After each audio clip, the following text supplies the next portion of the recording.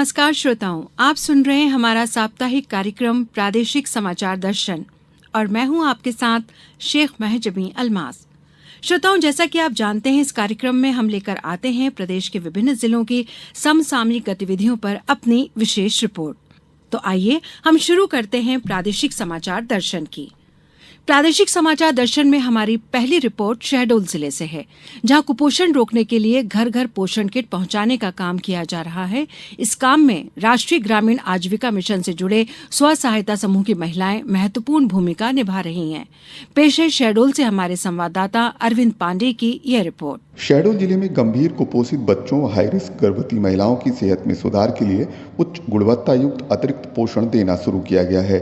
इसके लिए जिले के अति कुपोषित व कुपोषित बच्चों को चिन्हित किया गया है। चिन्हित बच्चों के घर घर पोषण किट पहुंचाने की जिम्मेदारी राष्ट्रीय आजीविका मिशन व महिला बाल विकास विभाग को सौंपी गई है। ग्राम पंचायत स्तर पर स्व सहायता समूह की महिलाएं निर्धारित मात्रा में पोषण किट तैयार कर रही हैं। इसके एवज में शासन स्तर से उन्हें भुगतान किया जाएगा। पोषण किट का वितरण अप्रैल महीने के साथ मई और जून महीने में भी किया जाएगा।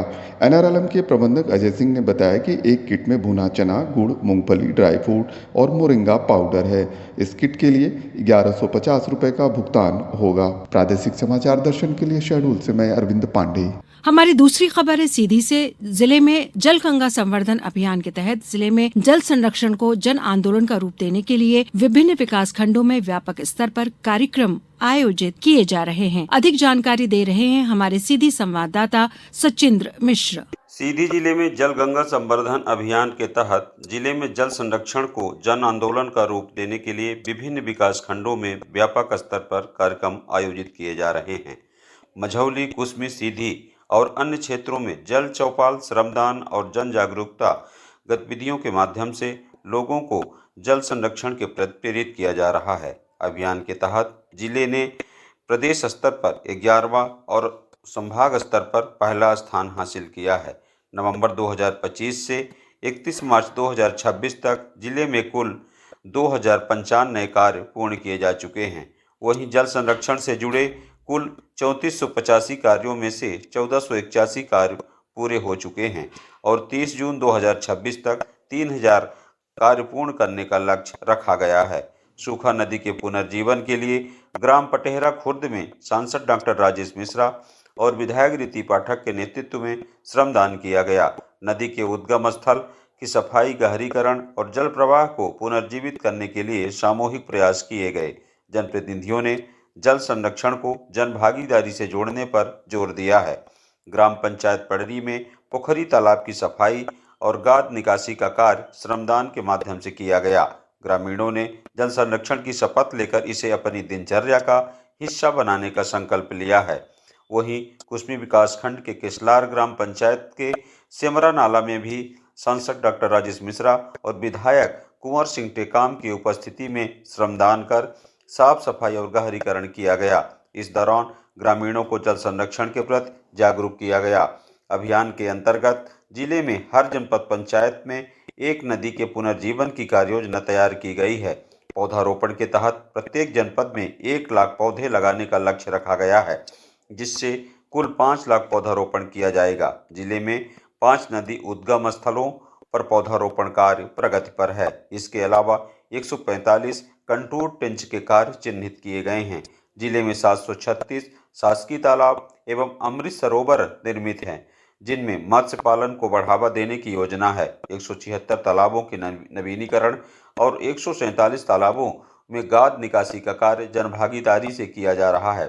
जल संकट से प्रभावित 5 ग्राम पंचायतों को जल स्वावलंबी बनाने के लिए चयनित किया गया है, जहां 189 कार्य चिन्हित किए गए हैं। प्रशासन का कहना है कि जल गंगा संवर्धन अभियान के माध्यम से जल स्रोतों का संरक्षण, वर्षा जल संचयन और भूजल स्तर पर बढ़ाने की दिशा में लगातार प्रयास किए जा रहे हैं। जनप्रतिनिधियों और ग्रामीणों की सक्रिय भागीदारी से यह अभियान जिले में जन आंदोलन का रूप लेता दिखाई दे रहा है। प्रादेशिक समाचार दर्शन के लिए सीधी से मैं सचिंद्र मिश्र। हमारी अगली खबर है श्योपुर से। जिले में क्षीरधारा ग्राम योजना प्रारंभ की गई है। इस योजना का मुख्य उद्देश्य राज्य को दुग्ध उत्पादन में आत्मनिर्भर बनाना और पशुपालकों की आय को दोगुना करना है। इसके तहत श्योपुर जिले में 34 गांव चिन्हित किए गए हैं। इस संबंध में ज्यादा जानकारी दे रहे हैं श्योपुर से हमारे संवाददाता अश्विनी बालोठिया। श्योपुर जिले में क्षीरधारा ग्राम योजना प्रारंभ की गई है। योजना का मुख्य उद्देश्य दूध उत्पादन में आत्मनिर्भर बनाना और पशुपालकों की आय को दोगुना करना शामिल है। योजना के तहत श्योपुर जिले के 34 गांवों को चुना गया है। इन गांवों में डेयरी क्षेत्र के सभी घटकों का एकीकृत विकास सुनिश्चित करना है, जिसमें नस्ल को सुधारना, दूध का उत्पादन बढ़ाना, हरे चारे की उपलब्धता बढ़ाना व पशुपालकों की आय को दोगुना करने का लक्ष्य निर्धारित किया गया है। श्योपुर पशु विभाग द्वारा अभी तक 31 बांझपन शिविर लगाए गए हैं। इनमें 992 पशुओं का बधियाकरण किया गया तथा 15,943 पशुओं का टीकाकरण किया गया। साथ ही 26,507 पशुओं को टैगिंग की गई है। क्षीर सागर योजना के तहत श्योपुर जिले के तीनों विकास खंडों को शामिल किया गया। इनमें श्योपुर विकास खंड के 14, विजयपुर विकास खंड के 12 व कराल विकास खंड के 8 गांवों को शामिल किया गया है। प्रादेशिक समाचार दर्शन के लिए श्योपुर से अश्विनी कुमार बालोठिया। प्रादेशिक समाचार दर्शन के लिए हमारी अगली खबर है सतना से, जहां गर्मी का प्रभाव लगातार बढ़ता जा रहा है।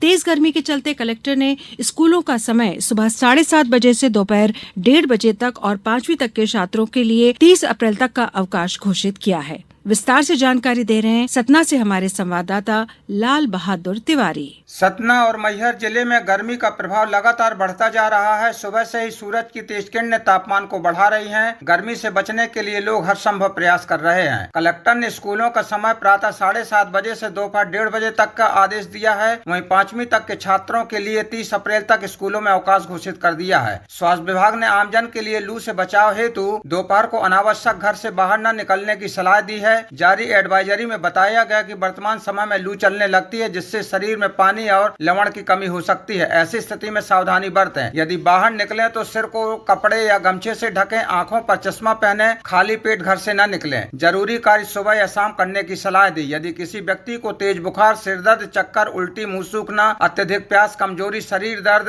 आदि जैसे कोई लक्षण दिखाई दें तो नजदीकी स्वास्थ्य केंद्र में चिकित्सक को दिखाएं। स्वास्थ्य विभाग ने नागरिकों को अधिक से अधिक पानी पीने और तरल पदार्थ जैसे छाछ, नींबू पानी, फलों का रस लेने की सलाह दी है। नागरिकों से अपील की है कि गर्मी के इस मौसम में सतर्क रहें। लू से बचाव के लिए जारी दिशा निर्देशों का पालन करें। प्रादेशिक समाचार दर्शन के लिए सतना से मैं लाल बहादुर तिवारी। हमारी अगली खबर है सीहोर जिले से, जहां समर्थन मूल्य पर गेहूं की खरीदी जोर शोर से की जा रही है।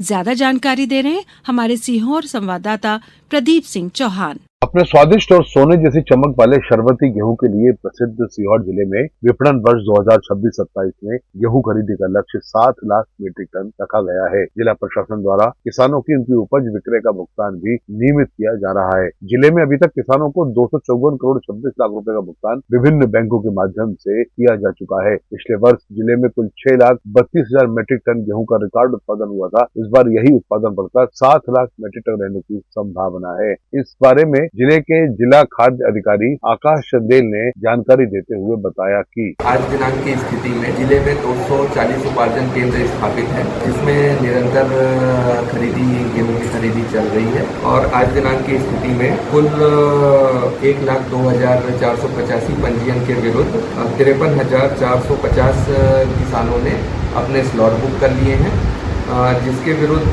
34,000 किसानों ने 1,54,000 मीट्रिक टन गेहूं विक्रय कर चुके हैं। सीहोर जिले से प्रादेशिक समाचार दर्शन के लिए मैं प्रदीप सिंह चौहान। अब हम रुख करते हैं शाजापुर जिले की तरफ, जहां जनगणना 2027 का कार्य 2 चरणों में संपन्न किया जा रहा है। पहले चरण में 1 मई से 30 मई तक 2026 तक मकान सूचीकरण और भवनों की नंबरिंग की जाएगी, जबकि दूसरा चरण फरवरी 2027 में आयोजित होगा। पेश है शाजापुर से हमारे संवाददाता अजीत पाराशर की यह रिपोर्ट। भारत सरकार के जनगणना विभाग के निर्देशानुसार देश में जनगणना 2027 का कार्य 2 चरणों में संपन्न किया जाएगा। पहले चरण में 1 मई से 30 मई 2026 तक मकान सूचीकरण और भवनों की नंबरिंग की जाएगी, जबकि दूसरा चरण फरवरी 2027 को आयोजित होगा। मध्य प्रदेश जनगणना निदेशालय भोपाल के मार्गदर्शन में शाजापुर जिले में भी तैयारियां तेज हो गई हैं। जिले में 17, 18 और 19 मई को शाजापुर तथा 21, 22 और 23 मई को शुजालपुर में प्रशिक्षण सत्र आयोजित किए गए, जिनमें 39 फील्ड ट्रेनर्स द्वारा लगभग 2000 प्रगणकों और प्रशिक्षकों को प्रशिक्षण दिया गया। गुलाना में 24 से 26 मई तक प्रशिक्षण कार्यक्रम जारी है। मास्टर ट्रेनर सुनील आडवाणी ने बताया कि प्रशिक्षण के बाद प्रगणक 1 मई से 30 मई के बीच घर घर जाकर भवनों की नंबरिंग करेंगे और मोबाइल के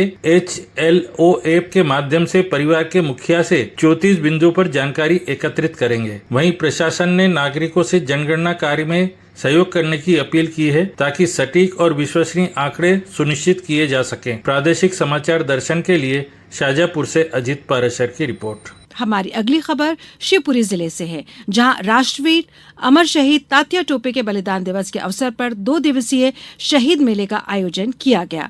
शहीद मेले के पूर्व प्रभात फेरी निकाली गई, गॉर्ड ऑफ ऑनर दिया गया।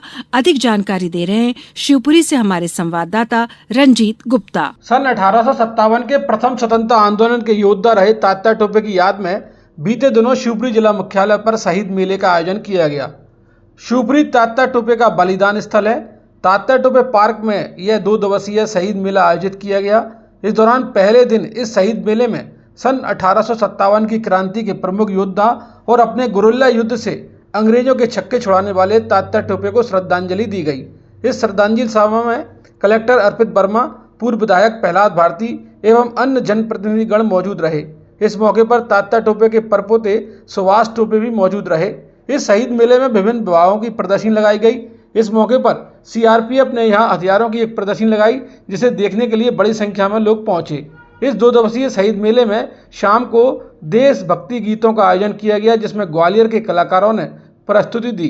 दूसरे दिन अखिल भारतीय कवि सम्मेलन का आयोजन किया गया। सन 1857 की क्रांति के प्रमुख योद्धा तात्या टोपे को 18 अप्रैल 1859 को अंग्रेजों ने धोखे से पकड़कर शिवपुरी में ही फांसी दी थी।